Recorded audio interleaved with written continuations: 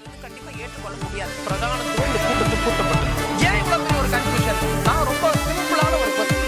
அவருக்கு வேற எந்த விதமான ரைட்ஸும் கிடையாது. என்ன வேணா இருக்கட்டும்ங்க. வணக்கம். நேர்பட பேசு நிகழ்ச்சிக்கு வரவேற்கிறோம். மத்திய உள்துறை அமைச்சர் திரு அமித்ஷாவை அதிமுக பொதுச் செயலாளர் திரு எடப்பாடி பழனிசாமி நேற்று இரவு சந்தித்து பேசியிருக்கிறார். இன்று காலை திரு எடப்பாடி பழனிசாமி செய்தியாளர்களை சந்தித்தார். ஓபிஎஸ் அதிமுக குள்ளும் இல்லை, கூட்டணி குள்ளும் இல்லை என்ற ஒரு கேள்விக்கு அவர் பதிலளித்திருக்கிறார். அதிமுக ஒருங்கிணைப்பு என்ற பேச்சுக்கு அவர் முற்றுப்புள்ளி வைத்திருக்கிறார். இதான் இன்றைய நேர்பட பேசுவின் பேசுபொருள். என்ன செய்ய போகிறார் பன்னீர்செல்வம் என்ற தலைப்பில் பேச இருக்கிறோம். மூத்த பத்திரிகையாளர் திரு பிரியன் பங்கேற்றிருக்கிறார். அரசியலர் திரு புகழேந்தி பங்கேற்றிருக்கிறார். வழக்கறிஞர் திரு அக்னீஸ்வரன் இணைந்திருக்கிறார்.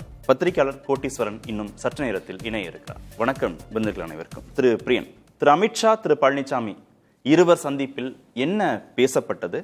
டெல்லியில் நடந்ததன் பின்னணி என்ன? இல்லை, அதாவது அமித்ஷா சமீபத்தில் புதுக்கோட்டைக்கு வந்திருந்தார் இல்லையா? அப்போ திருச்சியிலையும் இருந்தார். திருச்சியில் ஒரு ஓவர் நைட் ஸ்டே பண்ணார். ஸோ ஒரு ஹோம் மினிஸ்டர் ஒரு ஸ்டேட்டில் ஓவர் நைட் ஸ்டே பண்ணுறது, 2 நாள் இருக்கிறதுன்றது கொஞ்சம் அரிதான விஷயம். அவங்களுக்கு பல வேலைகள் இருக்கும். அவங்க இருந்தாங்க. ஸோ அவர் இருந்தது என்னென்னா, எடப்பாடி பழனிசாமி தன்னை சந்திக்கணும்னு நினச்சார் அவர். ஆக்சுவலாக எடப்பாடி பழனிசாமி அவர் சந்திக்கல, வேலுமணி அனுப்பிச்சி விட்டார் அவர். எடப்பாடி பழனிசாமிகிட்ட யாரோ கேட்டிருக்காங்க அவங்க கட்சிக்காரங்க, ஆனால் நம்ம அமித்ஷா வரவேற்கிறதுக்கு போகணுமான்ட்டு. நம்ம ஏன் போகணும்? அவங்க சொன்ன நம்ம தொகுதிகள்லாம் இன்னும் உடன்பாடே வரல.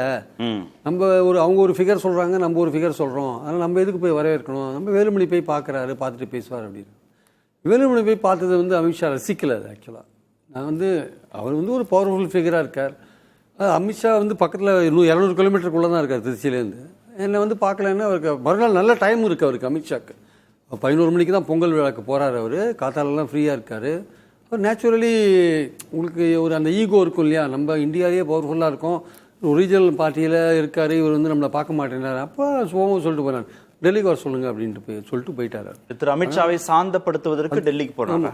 அமித்ஷாவை சாந்தப்படுத்துறது மட்டும் இல்லை, அவர் என்ன நினைச்சாருன்னா, என்னங்க கூட்டணி இப்படி இருக்குது, ஏப்ரல் மாதம் நம்ம உடன்பாடு போட்டோம், ஏன் இப்படி போயிட்டுருக்கு? இது மாதிரி யாரையுமே சேர்க்காது இருக்கீங்க. பாமக அன்புமணி நம்ம கூட தான் இருக்காரு, அவரையாவது சேர்த்து ஒரு டீல் போடுங்க. நம்ம கூட்டணி ஒரு பர்ஃபார்ம் பண்ணுற லெவலில் இருக்கணும் இல்லையா? ஏதோ ஒரு டார்மெண்டான ஒரு செயலற்று இருக்கிற ஒரு நிலைமை தான் இங்கே இருக்கு. அதையும் செயல்பட வைக்கிற ஒரு முயற்சியிலையும் இறங்க மாட்டேன்றீங்க அப்படின்னு அவர் கேட்குறாரு. நீங்கள் யாருடைய ஏதோ ஒரு கட்சியை நீங்கள் சேர்க்கணும், ஏதோ ஒரு ஆக்டிவிட்டியில் போயிட்டு இருக்கணும், கூட்டணி ஒரு பலவீனமாக இருக்கிற மாதிரியான தோற்றம் இருக்கக்கூடாது அப்படின்னு சொல்லிட்டு அவர் நீங்கள் டெல்லிக்கு வாங்க, இதை பற்றி விரிவாக பேசலான்னு அந்த தொகுதி சம்மந்தப்பட்ட விஷயங்கள், அவங்க பாராளுமன்ற தேர்தலில் எந்தெந்த சட்டமன்ற தொகுதிகள் அதிகமாக ஓட்டு வாங்கினாங்க, அந்த அளவுக்கு இடங்கள்லாம் கேட்கறது அப்படின்ற மாதிரி விஷயங்கள்லாம் பேசலான்னு தான் கூட்டிருக்காரு. ஸோ அதை பேசுறதுக்காக தான் அங்கே போனாங்க. திருச்சியில் சந்திக்காம உறுதி காட்டின திரு எடப்பாடி பழனிசாமி ஏன் டெல்லிக்கு போறாரு சந்திக்க? இல்லை இருந்தாலும் ஆல் பவர்ஃபுல் அமித்ஷா கூப்பிடும்போது நீங்கள் போகாத இருக்க முடியாது இல்லை? நீங்கள் ஒரு கூட்டணியை வச்சுட்டீங்க, எலெக்ஷனை சந்திக்க போகிறீங்க. இந்த நேரத்தில் அவர் கூப்பிட்றாரு அப்படிங்கிற போது ஒரு மரியாதை கொடுத்து போக வேண்டிய கட்டாயம் அவருக்கு இருக்குது. ஆக்சுவலாக அந்த இடத்துல நீங்கள் கூப்பிட்ட பிறகு நீங்கள் போகாத இருக்க முடியாது. சந்திக்கலைன்னு அவருக்கு ஒரு வருத்தம் இருக்குன்னு தெரியுது. அவர் கூப்பிட்றாருன்ற போது இவங்க போகாத இருந்தாங்கன்னா அது இன்னும் பிளவுக்கு வழிவகுக்கும் ஆக்சுவலாக. அதனால் ஏற்கனவே ஒரு என்டிஏ கூட்டணி ஆட்சியெல்லாம் சொன்னதில் கொஞ்சம் இவங்களுக்கு அப்செட் ஆகிருக்காங்க. இவங்க அன்றைக்கே இமீடியட்டாக ஒரு ரியாக்ட் பண்ணார் எடப்பாடி பழனிசாமி சேலத்தில். இருந்தாலுமே அவங்களுக்கு ஒரு திருப்பி அதை என்டிஏ கூட்டணி ஆட்சின்னு சொல்லிட்டு இருக்கிறது இவங்களுக்கு ஒரு வருத்தமாக இருக்குது. அதனால் டெல்லிக்கு அவரை கூப்பிட்டாங்க. கூப்பிட்டு அவங்க பாஜக என்ன தொகுதிகள் கேட்குறாங்க போன்ற விஷயங்கள் பேசப்பட்டது. அது தவிர இந்த ஓபிஎஸ் விஷயம், இந்த விஷயங்கள்லாம் அவங்க சவுத்துலேயும் டெல்டாலையும் நமக்கு பலவீனமாக இருக்குது, நீங்கள் அதுக்கான முயற்சிகள் ஏதாவது எடுக்கணும்னு சொல்கிற போது தான் நீங்கள் ஏற்கனவே சொல்லியிருக்கீங்க உட்கட்சி விஷயத்தில் தலையிட மாட்டீங்கன்ட்டு. இந்த ஓபிஎஸ் சசிகலா விஷயத்தை நீங்கள் தயவுசெய்து விட்டுருங்க. ஏன்னா அவருக்கு என்னென்னா, எடப்பாடிக்கு அவருடைய பொசிஷன் தேர்தலுக்கு அப்புறம் எப்படி இருக்குன்னு சொல்ல முடியாது. வென்றா பரவாயில்ல, இப்போ இருக்கிற 66 தொகுதிகளுக்கு பதிலாக மேலே வாங்கினா ஒரு வெற்றின்னு சொல்லிக்கலாம். அது 30 குறைஞ்சதுன்னா கட்சியில் இருக்கிறவங்க என்ன தொடர்ந்து தோல்வியை தழுவினீங்க அப்படின்ற ஒரு தோல்வி அடைஞ்சா அப்படின்ற ஒரு எதிர்ப்பு குரல் நிறையா வரும் இல்லையா? இதுதான் அவருடைய ஆசிட் டெஸ்ட் எடப்பாடி பழனிசாமிக்கு. கடைசி தேர்தல் நிறைய தேர்தல் தோல்வியை பார்த்துட்டார். இந்த தேர்தல் தோல்வியை பார்த்தாருன்னா அவருடைய பொசிஷனுக்கு ஆபத்து வரும். இந்த சூழலை நீங்கள் சசிகலாவே ஓபிஎஸ்ஸையோ கொண்டு வச்சிங்கன்னா அவருடைய தலைமைக்கே ஆபத்து வரும். அவங்க தலைமைக்கு ஆபத்து. அவருக்கு தன்மையிலே நம்பிக்கை இல்லை எடப்பாடி பழனிசாமிக்கு. அதாவது ஒரு முதல்வராக கனவில் இருக்கிற எடப்பாடி பழனிசாமி அனைவரையும் அரவணைத்து கொண்டு அந்த பதவியை அடைஞ்சார்னா நாளைக்கு எதை வேணால் அவர் மேனேஜ் பண்ண முடியும். அதை விட்டுட்டு தன்மையிலேயே நம்பிக்கை இல்லாமல் இவர் வந்தால் நம்ம பதவி போயிடுமோ, அவர் வந்தால் நம்ம பதவி போயிடுமோன்ட்டு ரொம்ப அந்த ஒரு ஜாக்கிரதை உணர்வுலேயே அவர் டீல் பண்ணிட்டு இருக்கார். தனக்கான ஏற்றம் வரும், எல்லோரையும் இந்த தேர்தல் காலத்தில் எப்படியா இருந்தாலும் அரவணைத்து கொண்டு போகணுன்ற அந்த பாயிண்ட் இருக்குல்ல, நம்ம வின் பண்ணி அமரணும் ஆட்சியில் அப்படின்ற அந்த உறுதி காட்டும் போது யாரை வேணாலும் சேர்த்துக்கலாம் அப்படின்ற ஒரு விஷயம் இருக்குல்ல, அதுல ரொம்ப தயக்கத்தோட இருக்கார். ஏன்னா தன்னுடைய தயக்கமா நம்பிக்கையா? இன்று காலை செய்தியாளர் சந்திப்பை நீங்க பார்த்திருப்பீங்க. செய்தியாளர்கள் கேட்கிறாங்க திருமிகு சசிகலா இணைப்பு குறித்து, திரு ஓபிஎஸ் இணைப்பு குறித்து. நான் மீண்டும் மீண்டும் சொல்லிட்டேனே அவங்களுக்கு இடம் இல்லைன்னு, நாங்க பலமா தானே இருக்கோம் அப்படின்னு தானே அவர் வார்த்தைகளால் நம்பிக்கையை வெளிப்படுத்தினாரு. பலமா எங்க சார் இருக்காங்க? டெல்டாவில் 44 தொகுதி இருக்கு, 4 தொகுதியில் வின் பண்ணாங்க. வட மத்திய மாவட்டத்தில் 77 தொகுதி இருக்கு, 14 தொகுதியில் வின் பண்ணாங்க. ஏன்னா இதே மாதிரி சொல்லிட்டே போகலாம், சவுத்துலையும் சொல்லிட்டு போகலாம். கொங்கு மண்டலத்தில் மட்டுமே தான் அந்த கூட்டணி 41 தொகுதியில் வின் பண்ணிச்சு. அதுதான் கை கொடுத்ததே தவிர மற்ற கிட்டத்தட்ட 30 மாவட்டங்களில் ஒரு தொகுதி கூட கிடையாது சார். ஒரு தொகுதி அந்த ரேஞ்சில் போயிட்டு இருக்கு, 111. இது ஒரு பலமான ஒரு விஷயமா? அதனால நம்மளுடைய பாயிண்ட் என்னன்னா, நீங்க ஒரு அடுத்த முதலமைச்சர் நான் தான் ஒரு அந்த அடிப்படையில் நீங்க ஒர்க் பண்றீங்க. உங்க கட்சி தான் திமுகவுக்கு மாற்றுன்னு ஒர்க் பண்றீங்க. அப்போ நீங்க இந்த தேர்தல் காலத்தில் எவ்வளவு தூரம் நீங்க உங்களை பலப்படுத்த வேண்டிய அவசியம் இருக்கு. அது எல்லாருமே தயாரா இருக்காங்க, உதவி பண்றதுக்கு தயாரா இருக்காங்க, ஒர்க் பண்றதுக்கு தயாரா இருக்காங்க. ஆனால் நீங்கள் என்ன பண்ணுறீங்க? அவங்கள ஒதுக்கி வைக்கிறீங்க. ஆக்சுவலாக அவங்க என்ன, இதை விட இதுக்கு முன்னாடி உங்களுக்கு முன்னாடி தலைவராக இருந்தவங்கெல்லாம் அவங்க பல்வேறு காலகட்டங்களில் ரொம்ப தேவையான சமயங்களில் எவ்வளவு எதிர்ப்பு குரல் கொடுத்துருந்தா கூட அவங்களெல்லாம் இழுத்து அரவணைத்து கொண்டு தான் அவங்க கட்சியை நடத்தின்னு போனாங்க, ஆட்சியை நடத்தின்னு போனாங்க. அது எம்ஜிஆராக இருந்தாலும் சரி, ஜெயலலிதா இருந்தாலும் சரி. அப்படிப்பட்ட தலைவர்களே அப்படி இருந்திருக்கும் போது நீங்கள் என்ன அவர்களுடைய பெரிய தலைவர் ஆகிட்டீங்களா? நீங்கள் அப்படிலாம் கிடையாது இல்லை. இதெல்லாம் கேட்டால் அவங்களுக்கு கோவம் வரும், நிறைய பேர் கோவம் வரும், பக்கத்தில் இருக்கிறவங்களும் கோவம் வரும். நான் பாயிண்ட் என்னன்னா, நம்ம உண்மையை சொல்கிறோம், கசப்பான உண்மை. இந்த கசப்பை நீங்கள் ஏற்றுக்கோங்க, இது மருந்து. இது தயவுசெய்து ஒன்றாகுங்க, தயவுசெய்து ஒன்றாகுங்க. திமுகவுக்கு நல்ல ஃபைட் கொடுங்க. முதலமைச்சர் நீங்கள் தான் கனவுல இருக்கீங்க, நீங்கள் தான் எல்லோரையும் அரவணைத்து கொண்டு போக வேண்டும். அந்த அரவணைப்பு உங்களுக்கு இல்லாட்டி நீங்கள் பலவீனமாக இருக்கீங்கன்றது அது கையில் உள்ளங்கை நெல்லிக்கனி மாதிரி தெரியுது. திரு அக்னீஸ்வரன், நேற்று நடந்த நேர்பட பேசு விவாதத்தில் கிட்டத்தட்ட இறுதி வடிவத்தை நோக்கி அதிமுக பாஜக கூட்டணி நகர்ந்து விட்டது. இன்னும் ஓரிரு நாட்கள்ல திரு ஓபிஎஸ், திரு தினகரன் போன்றவர்கள்லாம் என்டிஏ கூட்டணிக்குள்ள வந்துருவாங்க, அதிமுக பாஜக கூட்டணிக்குள்ள வந்து விடுவார்கள் அப்படின்னு இங்க வந்திருந்த விருந்தினர்கள் பேசினாங்க. அவ்வளவு நம்பிக்கையை வெளிப்படுத்தினார்கள். ஒரு 12 மணி நேரம் கழித்து திரு எடப்பாடி பழனிசாமியின் செய்தியாளர் சந்திப்பின் மூலமாக அந்த இறுதி வடிவம் அதிமுக பாஜக கூட்டணி பெறுவதுங்கிறது இன்னும் தள்ளி போதா? அதற்கான கால அவகாசம் இன்னமும் தேவைப்படுதா? சார், என்டிஏ கூட்டணியில் அவங்க சேருவாங்களா அப்படின்னு சொல்லி இந்திய நாட்டினுடைய பிரியன் சார் சொல்கிற மாதிரி வலிமையான தலைவர் திரு அமித்ஷா அவர்கள்ட்ட யாருமே கேட்க மாட்டேங்கிறீங்க. திரு ஓபிஎஸ் அவர்களை டிடிவி தினகரனை ஏற்றுக்குருவீங்களா அப்படின்னு அங்கே கேட்க மாட்டேங்கிறீங்க. ஆனால் அதிமுகவிற்குள் அந்த பிரச்சனை இல்லை. அதில் அன்னைக்கு அதே முடிவு தான், இன்னைக்கு அதுதான், நாளைக்கு அதுதான் அப்படின்ற நிலைப்பாட்டில் அதிமுகவினுடைய பொதுச் செயலாளர் அந்த நிலைப்பாட்டில் இருக்கிறார். ரெண்டாவது, இவங்க சொல்றது மாதிரி அரசியல்ல அமில சோதனை எல்லாம் அப்படிலாம் ஒன்றும் கிடையாது. 2011 அமில சோதனை கலைஞர்கிட்ட போய் கேட்குறாங்க. 2010 ஆட்சி விட்டு போகிற போது அன்னைக்கு ஜாஃபர் சேட்டு தான் உளவுத்துறை மிக உயரிய அதிகாரியா இருந்தாங்க. அப்ப சொன்னாங்க, இன்னைக்கு கருத்து கணிப்பு எடுத்து வெளியில திணிப்பு வெளியே விடுறாங்கல்ல, முதலிடம் அன்றும் இன்றும் என்றும் ஒருத்தருக்கு, 2ஆம் இடம் ஒருத்தருக்கு, 3ஆம் இடம் இன்னொருத்தருக்கு, அப்படி சொன்னாங்கல்ல. அதே மாதிரி அன்னைக்கும் சொன்னாங்க, 2010 சொன்னாங்க, கலைஞர் அவர்கள் திமுக ஆட்சி 2011 170 சட்டமன்ற உறுப்பினர்களோடு ஆட்சி அமைப்பார்னு சொல்லி. ஆனா எதிர்கட்சியா கூட வரவில்லைங்க. இதே பிரியன் சார் என்றைக்காவது இந்த அமில சோதனை என்று அதிமுகவை பார்த்து அல்லது தேசிய ஜனநாயக கூட்டணியை பார்த்து இவ்வளவு கேள்வி கணைகளை எடுத்து வீசுகிற மூத்த பத்திரிகையாளர் பிரியன் சார் என்னைக்காவது எப்ப 2011 2021 வரைக்கும் எவ்வளவோ போராட்டங்கள் எவ்வளவோ நடத்துனீங்க? ஏன் நீங்க 2019 வெற்றி பெற்றீங்க நாடாளுமன்ற தேர்தலில்? ஆனா 2021 ஏப்பா 75 சட்டமன்ற உறுப்பினர்கள் அதிமுகவுக்கு போச்சுன்னு என்னைக்காவது கேள்வி கேட்டிருக்காங்களா? 75 எப்படி கேட்க மாட்டாங்க. கேட்க மாட்டாங்க. 75 எப்படி வந்தது? ஏன் திமுகவுக்கு போகலன்னு கேட்க சொன்னேன். ஆனா எப்படி வந்துச்சுன்னு அதிமுகவே திரும்ப திரும்ப கேள்வி கேட்டுட்டே இருக்கு. அதிமுக மேல அது விடை தெரியாது. அது விடை தெரியாது. அதிமுக மேல ஒரு கேள்வி கேட்கிறோம். அதிமுக மீது சார் உலகம் பார்த்துக்கிட்டு இருக்கு. பிரியன் சார் அதிமுக மீது அக்கறை இருக்குதுன்னா அதுதான் பெரிய அமில சோதனையே மக்களுக்கு தெரியும். நான் என்னை பொறுத்தளவில் நீங்க ஒன்றுபட வேண்டும் என்று சொல்கிறேன். அது கட்சி தலைமை முடிவெடுத்துக்கிட்டோம். சரி, இப்படி என்னைக்காவது பிரியன் சார் வந்து பொதுக்குழுவை சசிகலா அம்மா கூட்டணும்னு என்னைக்காவது சொல்லியிருக்கிறாரா? திரு ஓபிஎஸ் அவர்கள், திரு ஓபி, அப்ப அதான கட்சி சார். நாங்க எந்த வேலையும் செய்ய மாட்டோம். அதிமுக ஒன்றுபடணும் சார். பொறுங்க சார், நீங்க பேசுற பொறுமையா கேட்ட சார். கொஞ்சம் நீங்க என் பேரை ரெஃபர் பண்ணாதீங்க, பொதுவா பேசுங்க. என் கருத்துக்கு மதிப்பு சொல்லுங்க. என் பேரை சொல்லும்போது நான் வருவேன். ஆனா நீ அமல சோதனைன்னு சொல்லும் பேரை சொன்னீங்கன்னா வருவேன். என் பேரை சொல்லாம பேசுறீங்கன்னா ஒண்ணு வரேன். இப்ப பேரவே சொல்ல இப்பயே வரீங்க. பேரை சொல்லாம நீங்க என் கருத்துக்கு மறுப்பு சொல்லுங்க. பதட்டப்படாதீங்க சார். என் பேரை சொல்லாம என் கருத்துக்கு மறுப்பு பதட்டமே படாதீங்க. பதட்டமே கிடையாது. நீங்க அமில சோதனையில உலகத்திலே கிடையாது. நோ பதட்டம். அரசியல் அதிமுக ஒன்றுபடணும் தான் சொல்லிட்டு இருக்கேன். நான் ஒன்றுபட வேண்டாம்னு சொல்லல. நான் சொல்றது என்ன, என் கருத்துக்கு பதில் சொல்லுங்க. Sir, அமித்ஷாவா sir? என் பேரை சொல்லி சொல்லாதீங்க. திமுக தலைவரா சார்? என் பேரை சொல்லி சொல்லாதீங்க. கருத்துக்கு பதில் எப்படி? நீங்க தானே அமல சோதனைன்னு சொல்றீங்க. நீங்க சொல்லுங்க சார். என் பேரை சொல்லி சொல்ல நான் பதில் சொல்லுவதுக்கு. ஆக தேர்தலில் வெற்றி பெறுவது சாத்தியமில்லாத ஒரு நிலை கடைசி தேர்தல் எடப்பாடி பழனிசாமிக்கு. தேர்தலில் வெற்றி பெறாத ஒரு சாத்திய நிலை அப்படின்னு சொன்னா தமிழ்நாட்டுல ஏன் 5 வருஷமா நடக்காதது இன்னும் 3 மாசத்துல தேர்தல் வரப்போகுது, ஏன் நீங்க பழைய ஓய்வு திட்டம் கொடுக்குறீங்க? அதை பிரியன் சார் என்னைக்கு அது கேட்பாரா? கேட்க மாட்டார். நீங்க தானே சொன்னீங்க ஏன் பழைய ஓய்வு திட்டம் மடிக்கணினி இவ்வளவு நாள் கொடுக்கல, அதை பத்தி கேட்பாரா? கேட்க மாட்டார். ஆனால் அதிமுகவுக்கு மட்டும் அமில சோதனை மேல இருந்து வந்து விழுந்துருங்க. நலனுக்காக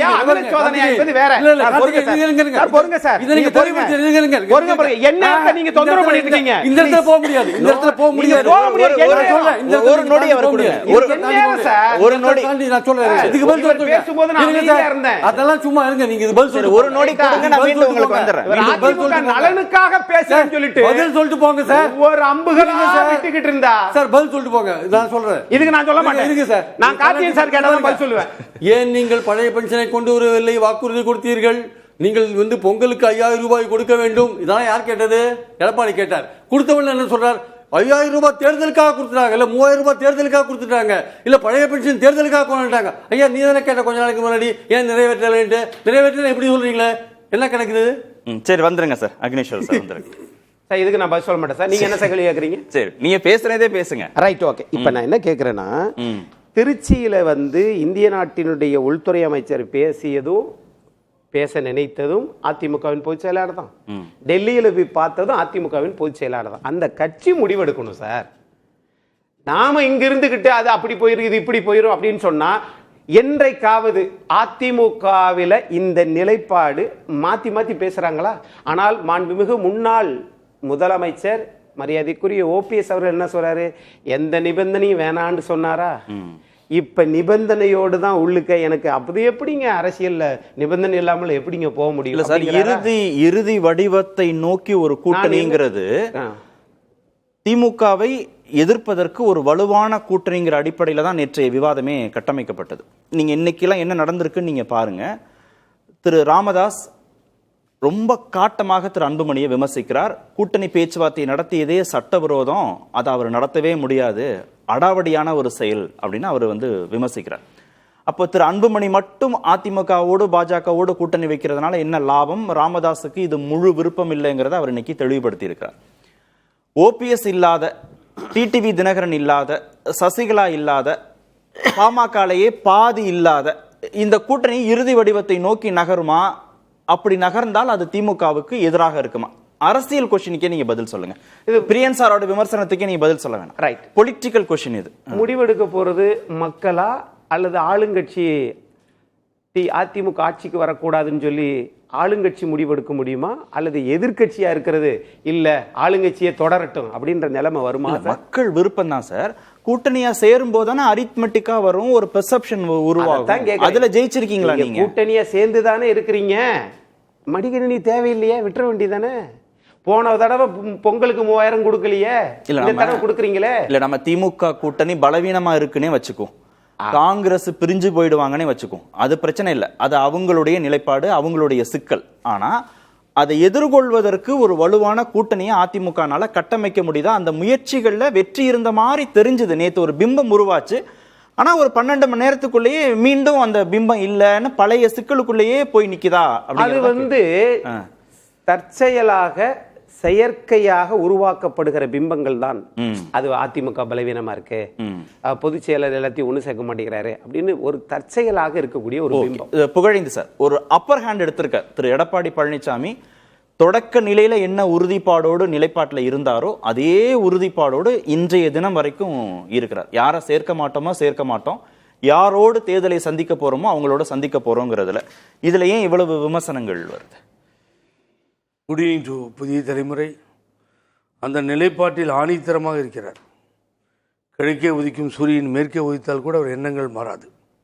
காகிதப்பூ மணந்தாலும் சரி அவரது முடிவுகள் மாறாது. ஆகவே இப்படி தான் இருக்கார். அவர் பிடிவாதமாக இருப்பதால் தான் இந்த கட்சி இப்படி போயிடுச்சு.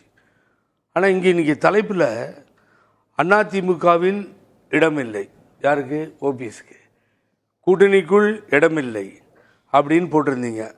அதிமுக ஒருங்கிணைப்பிலும் இடமில்லை, தேனியில் போட்டியிட நாடாளுமன்றத்திலும் இடமில்லை, சட்டமன்றத்தில் முதல் வரிசையில் உட்காரவும் இடமில்லை, பிரதமர் மோடியை விமான நிலையத்தில் பார்க்கவும் அனுமதி இல்லை, பன்ருட்டியாரும் புகழேந்தியும் ஜேசிடி பிரபாகரும் கூப்பா கிருஷ்ணன் மனோஜ் பாண்டியன் போன்றவர்களும் உடனில்லை, நேற்று வரை பயணித்த பாலகங்காதரன் சுப்புரத்னம் இன்று இல்லை, பிஜேபியுடன் பயணம் தொடர்ந்தால் தொண்டர்கள் மனதிலும் இடமில்லை, பழனிசாமிக்கு பதில் சொல்லாமல் தவிர்ப்பதால் தைரியம் இல்லை, உடனிருந்து தேர்தலில் நிற்க வைத்து ஏஃபார்ம் பிஃபார்ம் ஃபாரங்களை கொடுக்க முன்வராததால் வழக்கிலும் நிரந்தரம் இல்லை. கவிதாவே படிட்டீங்க. இப்படி ஆயிடுச்சு நிலைமை.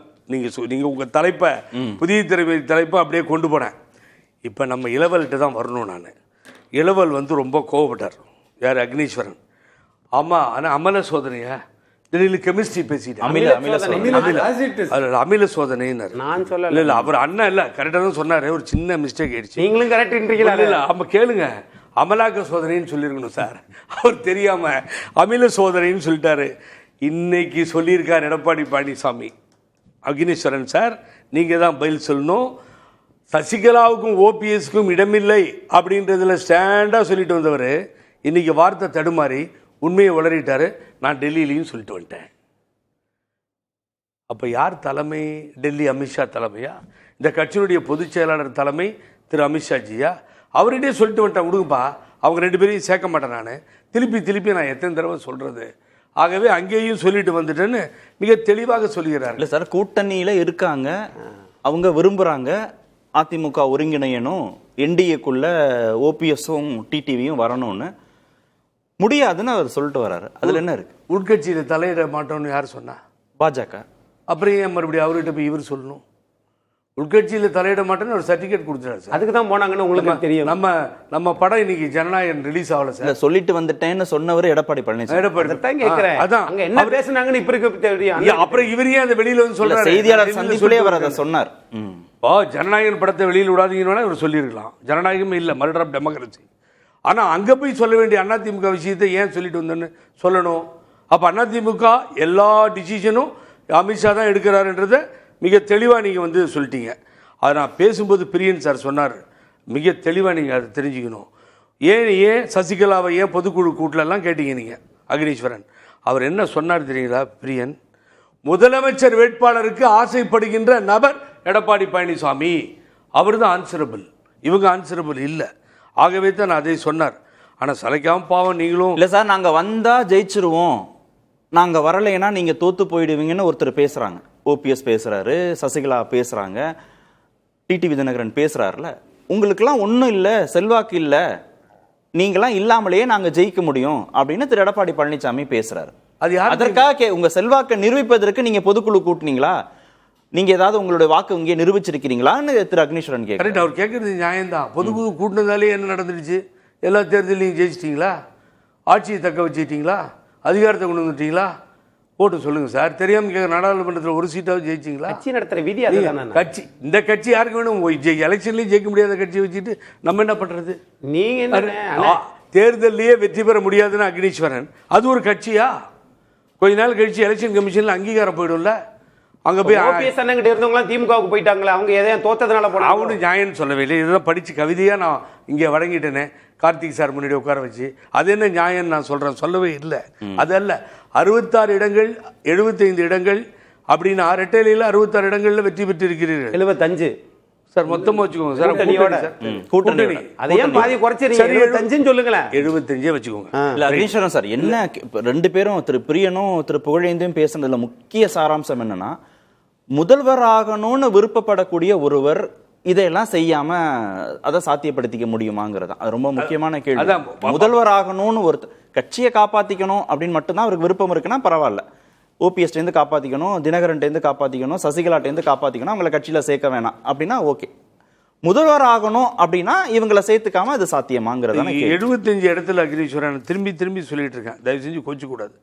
75 இடத்துல 60 நல்லா ஞாபகம் வச்சுக்கோங்க, 51 இடங்கள் அம்மா தொடர்ந்து தலைவர் அம்மா இப்படி வந்து 3வது முறையும் 2வது முறையும் வெற்றி பெற்ற சட்டமன்ற தொகுதிகள். அதுக்கு பழனிசாமியோ புகழேந்தியோ அக்னீஸ்வரனோ தேவையில்லை. மீதி வந்த தொகுதிகள் தான் இந்த எதிர்கட்சியாக இருக்கிறதுக்கு ஒரு அந்தஸ்தை வாங்கிறதுக்காக வந்த தொகுதிகள். இதை நான் அடிக்கடி சொல்லிக்கிட்டே இருக்கேன். அங்கே தான் இப்போ நம்ம கார்த்திக் சார் பேசும்போது சொன்னார், ராமதாஸ் காட்டம்னார். நான் இங்கே ஒன்று சொல்கிறேன், மாறுத்தட்டிக்கிறார். நான் பெரிய கூட்டணி ஏற்படுத்திட்டேன்னு நினைக்கிறார். ராங். என்னன்னு கேட்டிங்கன்னா, ஒரு கட்சி உடைந்து நிற்குது, 2ஆக பிளந்து இருக்கிறது. அங்கே தொண்டர்கள் நொந்து போய் இருக்கிறார்கள். வளர்த்து ஆளாக்கி அதற்கு பின்னாலே மருத்துவர் என்ற பட்டத்தையும் வாங்கி கொடுத்து, ஒரு தலைவரான இடத்திலே அந்தஸ்தையும் வாங்கி கொடுத்து, ஒரு தந்தை செய்ய மகனுக்கு காற்றும் உதவி மிக சரியாக செய்தார். எனது குடும்பத்தில் யாராவது அரசியலுக்கு வந்தால் முச்சந்தியில் நிறுத்தி சவுக்கால் அடிப்பேன் என்று சொன்ன டாக்டர் ஐயா ராமதாஸ் அதை மாற்றினார். மாற்றிய பின்னால் இவ்வளவும் அவருக்கு செய்து கொடுத்தார். ஆனால் வயதான தந்தையிடம் அவர் போராடுகிறார், தகராறு செய்கிறார். அவங்க சிஸ்டர் இப்படி 3 பேரும் அடிச்சுக்கிறாங்க. அவங்க உள்கட்சி சண்டையாக கூட வச்சுக்கலாம். ஆனால் இதே அன்புமணி ராமதாஸ் ஓட்டுன்னு ஓட்டுறாங்க வலைத்தளங்களில். டயர் நக்கின்னு சொல்கிறதும், இவர் அரசியலுக்கு லாய்க்கு இல்லை, ஃபினான்ஸ் பற்றி இவர் முடியுமா பேசுறதுக்குன்னு கேட்டதும் அவர் தான். இப்போ இன்னொரு சீட்டை கூட தேமுதிக கொடுக்காம ராஜ்யசபா கமிட் ஆகிறாங்க. ஏன் இங்கே சொல்ல வந்தேன்னா, பாமகவினுடைய வாக்குகள் 4%, 5% யாருக்கு போட போகிறார்கள் என்ற தொண்டர்கள், தந்தைக்கா தமையனுக்கா, யாருக்கு போட போகிறார்கள், எந்த முடிவில் இருப்பார்கள் என்று நினைக்கிறீர்கள் நீங்கள்? ஆகவே அங்கிருந்து ஓட்டுலாம் போட மாட்டாங்க சார். வளர்ந்து படித்தவர்கள் இந்த அதிகமாக இருக்கின்ற இடமாக மாறிவிட்டது. அன்புமணியை சேர்த்துக்கிறதுனால திரு எடப்பாடி பழனிசாமி ஒரு லாபமும் கிடையாது. ஒரு சின்ன குறுக்கீடு, 21 தேர்தல் 4 மணிக்கு அனௌன்ஸ் பண்றாங்க, 3 மணிக்கு 10.5 கொடுக்கிறாரு வன்னியர்களுக்கு. அந்த எலெக்ஷன்ல என்ன தெரியுமா ஆச்சு? வடமத்திய மாவட்டங்களில் 77 தொகுதிகள் இருக்கு. 11 மாவட்டங்களில் பாமக ஸ்ட்ராங்காக இருக்கிற இடங்கள் இதில் பல மாவட்டங்கள் இருக்குது. ஆனால் நடந்தது என்ன தெரியுமா? 15 இடங்களில் போட்டி போட்ட பாமக மயிலத்தில் மட்டும்தான் வின் பண்ணாங்க. அதிமுக 14 இடங்களில் வின் பண்ணிது. அதிமுக ஓட்டு பாமகவுக்கு டிரான்ஸ்ஃபர் ஆகலை, பாமக ஓட்டு மட்டுமே அதிமுகவுக்கு டிரான்ஸ்ஃபர் ஆச்சு. இப்போ பாமக பிரிஞ்சிருக்கிற நிலைமையில அதிமுகவுக்கு எந்த வகையில் உதவும்? இந்த கூட்டணி எப்படி பலமா இருக்கும்? அவருடைய கணக்கு எடப்பாடி ஒண்ணு இல்ல கரெக்ட். எடப்பாடி 2026 கிடையாது, கடைசி தேர்தல். 26லயும் 2021 மாதிரி வரணும்னு நினைக்கிறாங்க. கடைசி தேர்தல் அதுதானே. தனித்து நின்று வெற்றி பெற்ற எடப்பாடி தொகுதியை தக்க வைப்பதற்காக அந்த முயற்சியில் இறங்கியிருக்கிறார். ஆனால் கார்த்திக் சார் கேட்டீங்க, வாக்குகள் எதுவுமே பாமகவில் இருந்து வரப்போவதில்லை. 2 பக்கத்திலும் பெரியவருக்காக ராமதாஸ் ஐயாவுக்காக ஓட்டு போட்டதான், இவருக்கு ஓட்டு போட மாட்டாங்கிறது என்னுடைய கருத்து. ஏன்னு கேட்டீங்கன்னா, ஐயோ பாவன் அவர் அழுதுட்டாரு, ஐயோ பாவன் நினைக்கிறாங்க. உங்களுக்கு ஞாபகம் இருக்கா, கர்நாடகாவில் எடியூரப்பாவுக்கு 2.5 வருஷத்தை கொடுக்காம குமாரசாமி இழுத்தப்போ எடியூரப்பா அழுதாரு. அழுது பின்னாடி நிலைமையே மாறிச்சு. இல்ல இன்னைக்கு தப்பு அதிமுக சேர்ந்ததனால் நேர்மறையான 2 பதில் சொல்லுங்க. அதை மட்டும் நான் கேட்கிறேன். கோபமாக போன உள்துறை அமைச்சருக்கு எடுத்து சென்ற கையில ஐயா கூட்டணி அமைச்சிட்டேன் பாருங்க பாமகவோட அப்படின்னு காண்பிப்பதற்காக நடத்தப்பட்ட ஒரு நாடகம் நேற்று நடந்தேறியது. கோட்டீஸ்வரன், நேற்று நீங்க விவாதத்தில் பங்கேற்றீங்க. இறுதி வடிவத்தை நோக்கி நகர்கிறது அதிமுகன்னு நம்ம பேசணும். தாவேகாவுக்கே அதனால ஆபத்து அப்படின்னு நம்ம விவாதத்தை நேற்று பகிர்ந்து கொண்டோம். ஆனா அவசரப்பட்டு திரு அன்புமணியை சந்தித்தன் மூலமாக ஒரு கூட்டணி நாங்கள் உருவாக்கிட்டோன்னு ஒரு பெர்செப்ஷனை திரு அமித்ஷா கிட்ட ஏற்படுத்துவதற்காக அவசரமாக எடுக்கப்பட்ட முடிவுகள் தானே இவை அனைத்துமே? அமித்ஷா சர்வ வல்லமை படைத்த சாணக்கியர். இந்திய திருநாட்டில் காஷ்மீர்லேருந்து கன்னியாகுமரி வரலும் எல்லா சோஷியல் இன்ஜினியரிங் பண்ணுவார். அவர் பேச்ச ஒருத்தர் கூட்டணியில் கேட்கறதில்ல. கேட்காத ஆள் யாருன்னா எடப்பாடி பழனிசாமி. நீங்கள் என்ன சொல்கிறது? அதுதான் அதுக்கு பதில். நீங்கள் திருச்சிக்கு வாங்க, தஞ்சாவூர் வாங்க, என் விவகாரத்தில் எதனா நீங்கள் சொன்னீங்க அப்படின்னா அதெல்லாம் நான் செய்ய மாட்டேன். இல்ல டெல்லிக்கே போகாம இருந்திருந்தா டெல்லிக்கு போயிட்டு திருப்பி சொல்லிட்டு வந்திருக்கிற மாதிரி தகவல். டெல்லிக்கு போய் இதை சொல்லணுமா? போகாமே இருந்திருக்கலாம். கூப்பிடுறாங்கல்ல, கூப்பிட்டு போகலன்னா ரைடு வந்து யார் மேலே வேணாலும் வரலாம் இல்லையா? ரைடு விடுற இடத்துல அவங்க இருக்கிறாங்க, ரைடு வாங்குற இடத்துல இவங்க இருக்கிறாங்க. அப்போ யதார்த்த அரசியல். நீங்கள் வந்து கூட்டணி வந்துட்டீங்க, உங்கள் கூட கூட்டணி சேர்ந்துட்டேன், உங்களுக்கு என்ன சீட்டோ அதை வாங்கிட்டு போங்க. யார் யாரை உள்ளே சேர்க்கணும், யார் யார் கூட்டணி வரணும் வேணாம், ஐ வில் டிசைடு. இந்த ஸ்டாண்டில் அவர் எங்கேயுமே டைல்யூட்டே ஆகலையே. நம்ம யார் யாரோட மெட்டீரியல் என்னன்னு பார்க்கணும். இப்போது ஒரு போட்டி பொதுக்குழு போட்டு நீங்கள் ஒரு தேர்தலில் வெற்றி பெற்றிருந்தீங்கன்னா நீங்கள் ரியல் சேலஞ்ச் பண்ணுவீங்க. நீங்கள் பண்ணுற சேலஞ்ச் வந்து உங்களோட வாக்கு விகிதாச்சாரம் என்னன்றது கரெக்டாக வரல. இவங்க ஒரு சிலர் வந்து கூட நிறைய பேர் அதிமுகலே வந்து அண்ணா சேர்ந்துடலாம், ஒன்றாயிடலாம், ஒருங்கிணைந்த அதிமுக இருந்தால் வலுவாக இருக்கும், நீங்கள் தானே முதலமைச்சர் வேட்பாளர், நிபந்தனையற்ற இது தானே கேட்குறாரு ஓபிஎஸ், விட்டு கொடுத்து போகலாமேன்னு சொல்கிறவங்க கிட்ட இவர் என்ன சொல்கிறாராம், நிபந்தனையற்றதுன்னு யார் சொன்னது உங்களுக்கு தெரியுமா? உங்களுக்குலாம் நிபந்தனையற்றதுலாம் இல்லை. ஏன் நிபந்தனையற்றது யாருன்னா ஒருத்தர் ஆதரவு கொடுக்குறாங்கன்னா அதே நான் எதிர்க்க போகிறேன். அவர் நிபந்தனையோடு வராரு, பழைய ஸ்டேட்டஸ் கோ கேட்குறாரு. அப்போ இதுக்காக நான் 4 வருஷம் கஷ்டப்பட்டேன், இதுக்காக நான் கேஸு போட்டேன், இதுக்காக சின்னத்தை முடக்கப்பட்டேன், நான் ரொம்ப க்ளோஸ் சர்க்கிளில் இந்த மாதிரி பேசுகிற மாதிரி தகவல் ஒன்று. ரெண்டாவது, இவங்க ஒரு கணக்கு போட்டு எடுத்துன்னு போய் கொடுத்தா அவர் என்ன சொல்கிறாராம், சரி 21% மோசமாக போச்சு, அது பாராளுமன்ற தேர்தல், வேட்பாளர் சரியில்லை, செலவு பண்ணல, குறைஞ்சபட்சம் 25% நான் ஓட்டு வாங்குவேன். இன்றைக்கி தேதியில் பாரதிய ஜனதா கட்சி இவர் ஐயா வாசன் அவர்கள், ஐயா பாரிவேந்தர், அப்புறம் ஏசி சண்முகம், அதுக்கப்புறம் இந்த சின்ன சின்ன கட்சிகள் எல்லாம் சேர்த்து, அப்புறம் ஜான் பாண்டியன் இருக்கார், இவர் வந்து கூட்டணிக்கு வரா மாதிரி சொல்லியிருக்காரு, கிருஷ்ணசாமி தீர்மானம், இவங்களெல்லாம் சேர்த்தா 18% இல்லை 10% இருந்தால் 25, 10, 35. அன்புமணி ராமதாஸ்க்கு 2% வரும், 35 + 2. பிரேமலதா உள்ள வந்தால் 1%. நீங்கள் கேட்ட 38% இது வருகுது, ரைட்டு. அவர் 8%, 6% அமமுகக்கும் ஓபிஎஸ்க்கும் தனித்தனி வாக்கு வங்கியில் அது ஒரே வாக்கு வங்கி. அதை நீங்கள் 5 எடுத்தாலும் சரி 8 எடுத்தாலும் சரி அவங்க பிரிச்சுக்கிட்டோம். 3 முனை போட்டியிலையோ 4 முனை போட்டியிலையோ 38% எடுத்தால் போதும், எனக்கு தெரியும் என் கணக்கு அப்படின்ற மாதிரி அவர் ஒரு வியூகத்தை வச்சுட்டு இருக்காரு. இதை அவர் ஒரு சிலர்கிட்ட பேசியிருக்காரு. போனவங்க வேறு எதுவும் பேச முடியாமல் கம்முன்னு. அதாவதுங்க, எதுவுமே தெரியாமல் எதுவுமே புரியாமலாம் இவ்வளோ பெரிய கட்சிக்கு பொதுச் செயலாளராக உட்கார முடியாது. ஒன்று. இரண்டாவது, ஷ்ரூடு பாலிட்டிஷியன். எப்படி ஷ்ரூடுனா, இவ்வளோ வாட்டி அமித்ஷா கூப்பிட்டு பேசியும் தன்னோட நிலைப்பாடில் தெளிவாக தானே இருக்கார். இப்போது அமித்ஷா சொன்னதை உடனே கேட்டுக்கிட்டாரு அப்படின்னா பாஸ் யார்? டெல்லியில் இருக்கிறவர் தான் பாஸ். கூட்டணிக்கு இருக்கீங்க, நாளைக்கு இதனால் வந்து சேர்த்துக்க மாட்டாங்கலாம் நான் சொல்லலை. டிடிவி தினகரன் அண்ணன் புகழேந்தி சார் சொன்ன மாதிரி அவர் வந்து அதை ஃபுல் ஸ்டாப் வைக்கலை. ஒரு காலத்தில் தேவைப்பட்ட போது ஓபிஎஸ்ஸை கூட வச்சுக்கிட்டு டிடிவியை வெளில வச்சார். இப்போ தேவைப்பட்டதுன்னா டிடிவியை கூட வச்சுக்கிட்டு ஓபிஎஸ்ஸை வெளில வைப்பார். எல்லாரும் அந்தந்த கணக்கு பார்ப்பாங்க. இது இன்னும் முடியல, இது வந்து மார்ச் வரலும் போகும். தேவைப்பட்டால் அமலாக்கத்துறை ரெய்டு பண்ணின்னு இருக்கும்போது கூட போகும். யாரை வேணா எப்படி வேணா பண்ணுவாங்க. But he is not yielding to pressure. நீங்கள் சொல்கிறதெல்லாம் பண்ணுறதுக்கு நான் பாஜக தலைவர் அல்ல. ஆனால் எடப்பாடி பழனிசாமி சொன்னது பாஜகவில் நடந்திருக்கு. அண்ணாமலை அவர்கள் பதவி போயிருக்கு, அதுக்கு முழு காரணம் இவர் தான் பேசு பொருளாயிருக்கு. அண்ணாமலை அவர்கள் எதிர்த்த காரணம் உண்டு. அப்போ அமித்ஷா சொல்றது நடக்கிறது இல்லை, ஆனால் இபிஎஸ் சொல்றது தான் நடக்குது. டிடிவி உள்ள ஆனா சசிகலா ஓபிஎஸ் வெளியேங்கிறது என்ன கணக்கு? என்னோட பதவியை சேலஞ்ச் பண்ணாதீங்க. இப்போ அம்மையார் ஜெயலலிதா வந்து நிறைய பேரை சேர்த்துருக்காங்க, எஸ்டி சோமசுந்தரம் அவங்க சேர்த்துருக்காங்க, ஐயா காளிமுத்து முன்னாள் சபாநாயகர்லாம் சேர்த்துருக்காங்க. யாரும் அதிமுக பொதுச் செயலாளர் பதவி ஆகணும், நான் முதல்வர் வேட்பாளர் ஆகணும், உன்னை ஏற்றுக்க மாட்டேன்னு சொல்ல. கருத்து வேறுபாடு இருந்து பிரச்சனையாக இருந்தப்போ நீங்கள் வந்து ஒரு அமைச்சராவோ இல்லை முக்கிய தலைகர்த்தாவோ இருக்கிற மாதிரி அந்த சூழ்நிலையில தான் சேர்த்துக்கிட்டாங்க. யாரும் ஸ்ட்ரைட்டாக வந்து அம்மையார் ஜெயலலிதாவை நீ கிடையாது, நீ கட்சியை விட்டு போயிடு, உன்னெல்லாம் ஏற்றுக்க முடியாது அப்படி சொன்னவங்களை யாரும் அவங்க ஏற்றுக்கல. இப்போ கருத்து வேறுபாடு, கட்சியில் ஒதுங்கி இருந்தாங்க, எதிர்த்து போட்டி போட்டாங்க, வெளியில் போனாங்க, அதுக்கப்புறம் கொஞ்சம் நாள் கழிச்சு சேர்த்துக்கிட்டாங்க. இன்னொன்றுங்க, அது அவங்களோட சாமர்த்தியம். அவங்கள மாதிரியே இவர் இருக்குன்னு எதிர்பார்க்க முடியாது. தோக்கிறதோ ஜெயிக்கிறதோ அது அவர் தலையெழுத்து. இல்லை, நீங்கள் சொன்ன 38% அப்படிங்கிறத இந்த பக்கம் வச்சுக்குவோம்.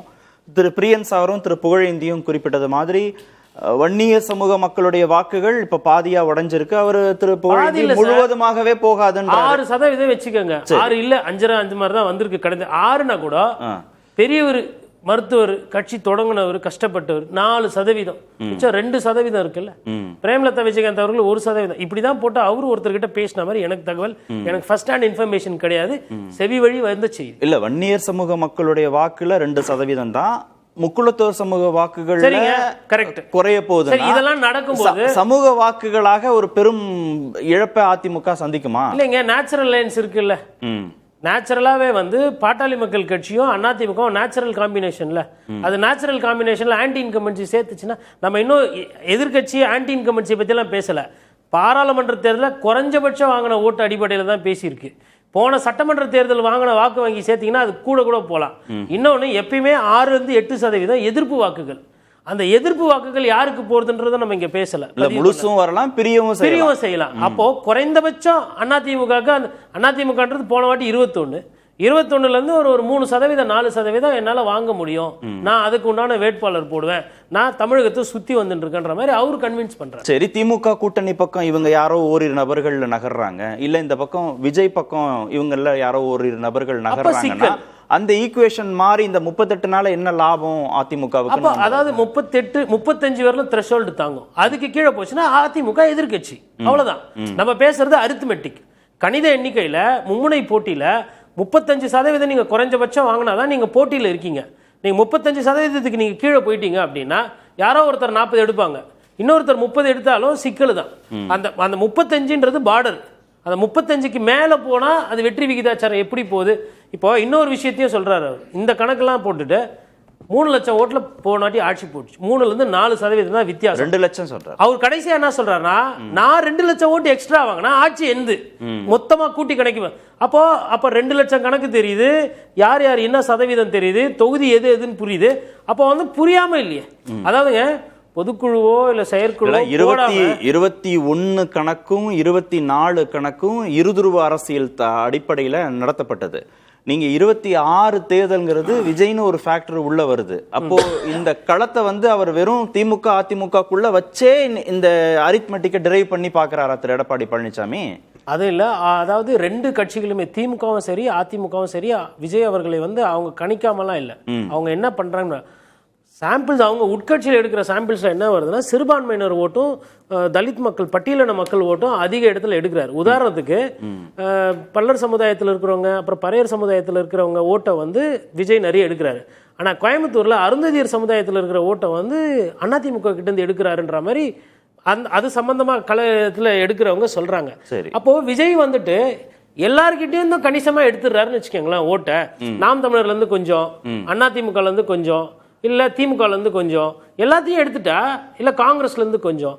அப்ப அவரு வந்து என்ன ஆயிடும்னா, ஒரு பெரிய இம்பாக்டா ஒரு கட்சி மேல பண்ண மாட்டார். அப்ப அது கடைசியில எங்க போய் நிற்கும்னா, இருதுருவ அரசியல்ல போய் நின்னுடும். அப்ப திமுக அதிமுகன்ற அந்த கண்டெஸ்ட் இருக்கும். இன்னொன்னு, விஜய்னால ஒன்னும் பாதிப்பு இல்லைன்றீங்க? விஜய்னால இப்படி போச்சுன்னா பாதிப்பு இல்லை. ஏன்னா விஜய் இன்னைக்கு சூழ்நிலையில தனியா இருக்காரு. விஜய் நீங்க சொன்ன மாதிரி ஒரு கூட்டணி இப்ப பலமா அமைக்கிறாருன்னா அப்போ டைமென்ஷன் மாறும். அதிமுக இப்ப பார்டர்ல தான் இருக்கு, அந்த 35-38 தான் இருக்கு. அதுல இருந்து மேலும் வாக்கு விகிதாச்சாரம் குறைஞ்சதுன்னா டேஞ்சர், திருப்பி மறுபடியும் எதிர்கட்சி தான். அப்போ திரு அமித்ஷா கிட்ட இப்போது இருக்கக்கூடிய நிலைமையிலேயே ஒரு 35% வாக்கு இருப்பதாக அவர் சொல்லிட்டு வந்திருக்கிறாருங்கிறதா? அவர்கிட்ட சொல்ல, அவர் சார்ந்தவங்க கிட்ட ஒரு பேசுபொருள் இருக்கு. அவர் வந்து அந்த கணிதம் எல்லாம் பார்த்துட்டு தான் இருக்காரு. அவர் வந்து எக்ஸல் ஷீட்ல போனா சம்டைம்ஸ் எக்ஸல் ஷீட்டோட தான் உட்கார்றாராம். இது ஒருத்தர் சொன்னது. இடைவேளை மிஸ்டர் கோடீஸ்வரன் இஸ் கரெக்ட். இதே தானே 5 ஸ்டார்ல உட்கார்ந்து அமித்ஷா சொன்னாரு. என்னுடைய சென்ட்ரல் இன்டெலிஜென்ஸ் சொல்லுது 65-70 சீட்டுக்குள்ள தான் வரும், தயவுசெய்து சொல்ற பேச்சு கேளுங்க, எல்லாரோட சேர்ந்து போங்கன்னு.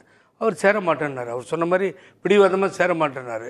லாஸ்ட் சார், இது 65 சீட்டுக்காக சொன்ன கணக்கு இல்ல, ஆட்சியை பிடிக்கிறதுக்காக சொன்ன. யார் ஆட்சி பிடிக்கிறாங்களா? எடப்பாடி பழனிசாமி. அது 4வது இடத்துக்கு போயாச்சு. திரு பிரியன், கொங்கு மண்டலத்துல மட்டும் அதிமுக நிறைய தொகுதிகளில் ஜெயிச்சாங்க.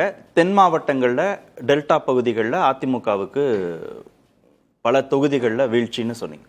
ஆனால் 35% கணக்கை நம்பிக்கையோடு வைத்திருக்கிறார் திரு எடப்பாடி பழனிசாமி 2026க்குன்னா, ஏன் ஓபிஎஸ், ஏன் தினகரன் அப்படின்னு ஒரு கேள்வி வருது இல்லையா கூட்டணிக்குள்ள? அதிமுகவுடைய அந்த பர்சன்டேஜை பார்க்கணும்னா, நம்ம வந்து ஜெயலலிதா காலத்தில் இருந்த 46% இன்னைக்கு 20% மாறி இருக்குன்னு அந்த ஆங்கிள் தான் பார்க்கலாம். ஆக்சுவலாக 26% ஓட்டு குறைஞ்சிருக்கு. ஆக்சுவலாக இல்லை, கை கொடுக்க வந்திருக்குல்ல பாஜக, மற்றவங்க எல்லாம் வந்திருக்காங்க. பட் அவங்களுக்குலாம் வந்து பாஜக ஓட்டே வந்து, நான் ஏற்கனவே இங்கே சொன்னேன், மறுபடியும் சொல்கிறேன், பாஜக போன பார்லிமெண்ட் எலெக்ஷனில் வாங்கின 11% ஓட்டில் ஒரு 6-7% ஓட்டு வந்து சாஃப்ட் இந்துத்துவ ஓட்டு. அது ஜெயலலிதா இருந்தபோது அதிமுகவுக்கு போன ஓட்டு. இவங்க பிரிஞ்சு நின்றதுனால அது பாஜகவுக்கு போயிடுது. ஆக்சுவலாக பாஜகவும் அதிமுக ஒன்று சேரும்போது அந்த ஓட்டு அதுக்குள்ளேயே தான் இருக்கும். அது நீங்கள் கணக்கு எடுத்துக்க முடியாது. அப்போது பாஜகவுடைய ஓட்டு ஆக்சுவல் ஓட்டுன்றது 4% தான் பெனிஃபிட்டாக இருக்கும் அதிமுக பாஜக கூட்டணிக்கு. ஏற்கனவே அந்த 7% அதுக்குள்ளேயே இருக்குது.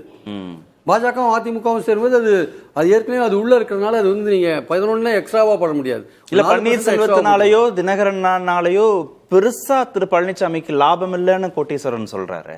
இல்ல அப்படி நீங்க எடுத்துக்க முடியாது. நீங்க பார்லிமெண்ட் எலெக்ஷன் நடந்தது பார்லிமெண்ட் எலெக்ஷனாக இருக்கலாம். ராமநாதபுரம் கான்ஸ்டியூன்சியில் நீங்கள் வந்து அப்போ உங்கள் ரெட்டையிலேயே கையில் வச்சுருக்கீங்க. நீங்கள் அப்போ ஓபிஎஸோட அதிகமான ஓட்டு வாங்கியிருக்கணுமே.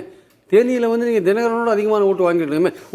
ஒரு இதுக்காகவாது ஒரு குறியீட்டு அரசியலுக்காகவாது நான் வந்து ரெட்டையிலேயே வச்சுருக்கேன், நான் தான் கட்சி, நீங்கள் பிரிஞ்சு போனவங்க, உங்களுக்கு எந்த செல்வாக்கும் கிடையாது, உங்களோட நான் மேலே வாங்குவேன். நீங்கள் அது பார்லிமெண்ட் தேர்தலாக இருந்தால் இருக்கலாம், நீங்கள் மேலே வாங்கி காமிச்சுருக்கல. மேலே வாங்க முடியலையே உங்களால், நீங்கள் அவங்களுக்கு கீழே தானே வாங்கினீங்க. அதே சமயம் 2021 தேர்தலில் தினகரன் வந்து தன்னுடைய செல்வாக்கை காமிச்சிட்டாருல. இன்னைக்கும் அதே நிலைமை இருக்குன்னு சொல்ல இருக்காதுன்னு நீங்க சொல்ல முடியாது. இருக்கலாம் இல்லையா? அதனால யாரையுமே நீங்க வந்து இப்ப விஜயை பத்தி பேசும்போது நம்ம என்ன சொல்றோம், ஒரு அன்டெஸ்டட் சொல்றோம். பட் அன்டெஸ்டட்னா அவருக்கு எவ்வளவு வாக்கு இருக்கும், அதிமுக ஓட்டை தான் பிரிப்பார், திமுக ஓட்டை தான் பிரிப்பார் அப்படின்னு பல பேரோட ஓட்டை பிரிப்பார் சொல்றோம். ஒரு திமுக எதிர்ப்பு ஓட்டுகள் தான் அதிமுகவுடைய பலமா இருக்கு. விஜய் வந்து திமுக எதிர்ப்பு ஓட்டுகளை வந்து பெரும்பாலும் பிரிச்சாருன்னா அது அதிமுகவுக்கு மோசமா போயிடும் அது நிலைமை. அதனால எப்படி போகும்னு சொல்ல முடியாது, தெரியாது. ஓகே, திரு அக்னீஸ்வரன், அன்டெஸ்டடா இருக்கிற விஜயோட போய் இவங்க சேர்ந்தாலும் அவருக்கு பலம் அதிகரிச்சிடும், இல்ல ஏற்கனவே பலமா இருக்கிற திமுக பக்கம் போனாலும் அவங்க பலம் கூடிடும். அப்படின்னா இதுல அதிமுக தானே எப்படினாலுமே இழப்பை சந்திக்க போகக்கூடிய கூட்டணியா இருக்க போது. இந்த அன்டெஸ்ட்னு சொன்னோம்னா ஆதவ அர்ஜுனா கோச்சுக்குருவாரு. ஏன்னா டெஸ்ட் மேட்ச்ல நாங்க ஒரு கட்சியை இது பண்ணிட்டோம் அப்படின்லாம் சொல்லிட்டு இருக்கிறாரு. செமிஃபைனல்ல ஜெயிச்சிட்டோம். ஆமா ஆமா ஆமா. அதனால இங்க அரசியல்ல பேஸ்கெட் பால் அப்புறம் ஜிம் அதெல்லாம் நிறைய வேண்டாம். என்ன சொல்றேன்னா இப்ப என்ன சொல்றேன்னா அரசியலே சந்தர்ப்பங்களின் விளையாட்டு தான் சார். இங்க இவங்களை பொறுத்தவரை நண்பர் கோட்டீஸ்வரன் அவர்கள் சொல்லும்போது திரு அண்ணாமலையை நீக்கியது அவர் தான் மாண்புமிகு எதிர்கட்சி தலைவர் அப்படின்றாரு. வலியுறுத்துறதுனால பாஜக நீக்கினாங்க. அது வந்து அது தவறு. அதுக்கு ஆதாரங்கள் எதுவும் இல்லை. அது உண்மைக்கு புறமானது. ஏன் சொல்றேன்னு வச்சுக்கோங்க, நண்பர் கோட்டீஸ்வரன் மட்டும் இல்ல, எல்லாரும் இதை அப்படி முன்மொழிஞ்சிட்டு போயிடுறாங்க. இப்ப அதுதான் சிக்கல. அப்படி ஒருவேளை மாற்றப்பட்டதா இருந்தால் அப்ப பாஜக எடப்பாடி கண்ட்ரோல்லே இருக்குது. நீங்க சொன்னதுனால இனிமே அது யாரும் நம்ப மாட்டாங்க. உண்மைக்கு புறமானதை சொல்லவே முடியாது. 2 அப்படி ஒருவேளை வந்திருந்தா நீங்க அப்படி நீங்க நினைக்கல, அப்ப ஐயா பாலகிருஷ்ணனை மாத்திட்டு ஐயா சண்முகத்தை போட்டாங்களே, அது வந்து தமிழ்நாடு மாண்புமிகு முதலமைச்சர் மு க ஸ்டாலின் சொல்லியே கேட்டாங்க. நாங்களும் சொல்றோம். எப்படி வந்தாரு பாருங்க. இவங்களுக்கு வசதியா அக்னீஸ்வரனுக்கு ஒரு பாயிண்ட் அமைதியா இருக்கிற கம்யூனிஸ்ட் கட்சி எல்லாம் சொல்ல வரேன். அது ஜனநாயக பாருங்க. தேசிய கட்சி என்றால் ஒன்னே ஒண்ணுதான் சார், இது அண்ணாமலையே நம்ப மாட்டார் நீங்க சொல்றது. சரி வாங்க விஷயத்துக்கு வந்து. Right, okay. இப்போ என்ன சார் கேள்வி கேக்குறீங்க சார்? அண்ணாமலை அது விஷயம் இல்ல. இப்போ நீங்க இவங்களெல்லாம் விட்டுட்டீங்கன்னா, பலம் இல்லைன்னு சொல்லி விட்டுட்டீங்கன்னா, இவங்க தாவேக பக்கம் போனா அங்க பலம் கூடிடும், திமுக பக்கம் வந்தா இந்த பக்கம் பலம் கூடிடும். அவங்களுக்குன்னு தென் மாவட்டங்கள்ல டெல்டா மாவட்டங்கள்ல ஒரு செல்வாக்கு இருக்குன்னு சொல்றாங்கல்ல. இதுல இழப்புங்கிறது இவங்க எந்த பக்கம் போனாலும் இழப்புங்கிறது அதிமுகவுக்கு தானே என்ன பேசினாங்க. பெரும்பாலும் சார் அந்த தென் மாவட்டம், வட மாவட்டம், கொங்கு மாவட்டம் அப்படின்னு நான் பிரிக்கிறதே கிடையாது. ஒரே மாநிலம் தேர்தல். அந்த மாவட்டங்களுக்கு, தென் மாவட்டங்களுக்கு இவர்கள் செய்தது என்ன? 1 2 இப்ப நான் கேட்கிறேன், ஆண்டிபட்டியில புரட்சி தலைவர் எம்ஜிஆர் 84 புருக்லின் மருத்துவமனையில படுத்துக்கிட்டே வெற்றி பெற்றார். ஆனால் ஒருங்கிணைப்பாளராக இருந்தபோது அந்த ஆண்டிபட்டி தொகுதி தோல்வி அடைந்தது ஏன்? யாராவது கேள்வி கேட்கிறீங்களா? ஆனா அண்ணன் கேட்பாரு. ஏன்னா இப்ப கேட்க மாட்டார் அண்ணன். ஏன்னா அண்ணன் வந்து இப்ப வெளியில வந்துட்டாரு. ஆகையினால ராமநாதபுரத்துல அவர் செல்வாக்க நிரூபிச்சிருக்கிறார், தேனியில தினகரன் செல்வாக்க நிரூபிச்சிருக்கிறார். எதுவுமே செய்யாம அந்த செல்வாக்க நிரூபிச்சிருக்கிறார். திரு டிடிவி தினகரன் அமமுக கட்சியினுடைய தலைவர். அவர் கட்சி நடத்துறாங்க சார். அந்த கட்சி எந்த கட்சியோடும் கூட்டணி வைக்கலாம். என்டிஏவுக்கு வரலாம், அதிமுகவுக்கு வர முடியாது. ஒரு பகுப்பாய்வு அரித்மெட்டிக்கா தான் சார் பகுப்பாய்வு பண்ண முடியும். நீங்க எல்லா அரித்மெட்டிக்கையும் ஒண்ணுமே இல்லைன்னு நல்லிஃபை பண்ணிட்டீங்கன்னா இதுல அர்த்தம் இருக்காது. நீங்க ராமதாஸ் வந்து மானசீகமாக அவர் வந்து அன்புமணியை விமர்சிக்கிறார்.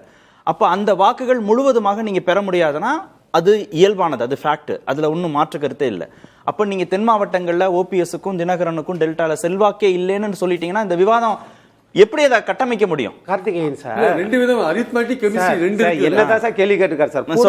சொல்லட்டும். வீட்ல இருந்து புறப்படும் போதே அக்னிஸ்வரனை பேசப்படக்கூடாதுன்னே கொள்கையோட அதெல்லாம் எப்படி? கொஞ்சம் பொறுங்க, பிரேக் போடுங்க.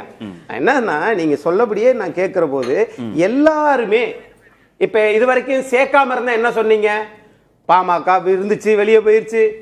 அது மாதிரி திரு டிடிவி தினகரன் இருந்தாரு, ஓபிஎஸ் வெளியே போயிட்டாங்க, ஏன் சேர்க்காமே இருக்கிறீங்கன்னு கேக்குறீங்க. பாட்டாளி மக்கள் கட்சி அதிமுகவுடன் கூட்டணி வச்சா அது ரெண்டா பிரிஞ்சு கிடக்குன்றீங்க. ஒருவேளை ரெண்டு பேரும் ஆதரிச்சுட்டாங்கன்னா நம்ம சொல்லல சார், சொல்றவர் ராமதாஸ். நம்ம யாராவது பேசிக்கிட்டோம்னா அதுக்கு அர்த்தம் அந்த மாதிரி தமிழ்நாட்டுல சார் கார்த்திகேயன் ராமதாஸ் வார்த்தைக்கு மதிப்பு இருக்குமா, மதிப்பு இருக்காதா? மதிப்பு இருக்கும், நான் இல்லைங்க. அதை ஏத்துக்கணுமா வேண்டாம்? அதுக்காக தமிழ்நாட்டுல உள்கட்சி பிரச்சனை இல்லாத ஒரே கட்சி திமுக மட்டும்தான். ஏன்னா அதுதான் முழு ஜனநாயகத்தோட இருக்குது. ஏன்னா இங்க எல்லாம் அவங்களுக்குள்ள போட்டி நடக்குது. இங்க என்னன்னா தாவேகா என்ன நினைக்குது? எல்லா கட்சியும் என் பின்னாடி வாங்க அப்படின்னு நினைக்குது. பாஜக என்ன நினைக்குது? அதிமுக குதிரைய, பலமான குதிரைய, வாக்கு சதவீதம் அதிகமா இருக்கிற குதிரைய தனிச்சு நின்றே பார்ப்பா, இவ்வளவு எடுத்துட்டாங்க, தனியா ஓட விடுவோம், தாவேகாவை தனியா ஓட விடுவோம், ரெண்டையும் ஓடிட்டு எது வாக்கு சாதனை அதிகமா இருக்கோ அதை பார்ப்போம் அப்படின்னு நினைக்கிறாங்க. இதே திமுக என்ன நினைக்குது? எப்ப தாவேகா கூட யாரும் சேர்ந்துட கூடாது. அப்ப ஒருவேளை பாமக அதிமுக கூட சேர்ந்தா பாத்தீங்களா, ஐயா ராமதாஸ் என்ன சொல்றாரு பாத்தீங்களா, எப்படிங்க வன்னியர் ஓட்டுகள் அங்க விழும். ஓகே, எல்லாமே பாஜக போய் முடிச்சிட்டார். ஓகே, எல்லா கட்சிக்கும் பங்கு இருக்குன்ற நீங்க பேசிட்டே இருக்கும் பொழுது திராவிட முன்னேற்ற கழகத்தை பாராட்டி பேசுறாங்க. உள்கட்சி குழப்பமே இல்லைன்னு சொல்லி ஏடிஎம்கேல இருந்து கோச்சிக்கு போறாங்க. உங்களுக்கு ஒரு சீட்டு கொடுக்கலான்னு இருக்காங்க, கெடுத்துக்காதீங்க. ரெண்டாவது 20% அண்ணனுக்கே பொய்ன்னு தெரியாதுல, 20% வாக்குகள் எங்க கிட்ட இருக்குன்னு இபிஎஸ் சொல்லியிருக்காரு. நாடாளுமன்ற தேர்தல் முடிந்து 21 ஏதோ ஒன்னு குறைச்சிடக்கூடாது. ஒரு சதவீதம். சரி, நீங்க சொல்றதுதான் சார் கரெக்ட். இல்ல சார், ஒரு கட்சியினுடைய ஒரு குழந்தை பிரசவம் மாதிரி ஒரு தேர்தலை சந்திக்கிறதுக்கு ஒன்றிய செயலாளர், மாவட்ட செயலர் இது பண்ணிருக்காங்க. அண்ணன் வந்து நான் அதனாலதான் 1% சொன்னேன். அது ஒரு ஓட்டு இல்ல, ஒரு சதவீதம் பாருங்க, ஞாபகம் வச்சுக்கோங்க. அப்ப அந்த 21% எங்களுக்கு வந்து கோட்டீஸ்வரன் சொன்னது பிஎம்கேல இருந்து 2% ஓட்டு, 23%. நான் வேற அவசரத்தில் எழுதாம இல்ல வச்சேன். 23% ஜெயிக்கிறதுக்கு மினிமம் 33-35% வேணும். மீதி எல்லாம் நம்ம எங்க போறது? அப்படியே வச்சுக்கோங்க, உங்க ஓட்டு அங்கேயே இருக்கட்டும்னு சொல்லி வச்சுக்கோங்க. பாரதிய ஜனதா கட்சி சேர்க்கல இப்போ இல்ல அவர் டேலி பண்ணிட்டாரு.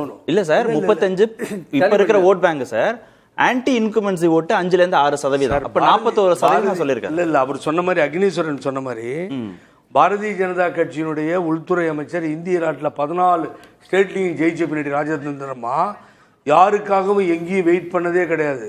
ஹிஸ்டாரிக்கல். அவர் வந்தார், வேலையை பார்த்துட்டு போவார். 11 மணி 12 மணிக்கு மீட்டிங் போட்டு 12 மணிலிருந்து இபிஎஸ் அவரை பார்க்கவே இல்லை. அவர் சொன்ன மாதிரி முதல்ல ஈவினிங் 6 மணிக்கு தான் இபிஎஸ் உட்கார வச்சு ஒருத்தருக்கு மாத்திரம் ஷால் மரியாதைலாம் பண்ணி அவர் கூட்டணியை அனௌன்ஸ் பண்றாரு அமித்ஷா. அது வரைக்கும் என்ன நடந்தது? எலெக்ஷன் ப்ராசஸ் நடக்குது, கட்சி எலெக்ஷன் ப்ராசஸ். மனு வாங்கி என்னுடைய நண்பர் பண்ணையார் நயினார் நாகேந்திரனை கட்சியினுடைய தலைவராக அறிவிச்சு அவரை ராஜினாமா கொடுக்க சொல்லி, இத்தனையும் ஏன் சார் நடந்தது? அண்ணாமலையை சர்வசாதாரணமாக நாங்கள் அப்படிலாம் பண்ணலன்னு அக்னீஸ்வரன் சொல்றாரு. இப்போ நான் என்ன கேட்குறேன், அண்ணாமலை ஏன் அப்படி ஆனார் அப்படிங்கிறதுக்கு இது ரீசன்ல அவர் சொல்றது கூட நான் ஒத்துக்குவேன். ஒரு மேடையில் ஏறி நின்று மோடிஜி பேரை சொல்லும் பொழுது கைத்தட்டல் விடாது, அமித்ஷாஜி பேரை சொல்லும் பொழுது கைத்தட்டல் விடாது, ராஜா ஜி பேரை சொல்லும் பொழுது கைத்தட்டல் விடாது, வானதி சீனிவாசன் பேரை சொன்னா கைத்தட்டல் விடாது. ஆனா அண்ணாமலைன்னு சொன்னா விசில் சவுண்ட்ல இருந்து எல்லாமே பறக்கும், என்டையர் ஏரியா எழுஞ்சி ஆரவாரம் செய்யும்.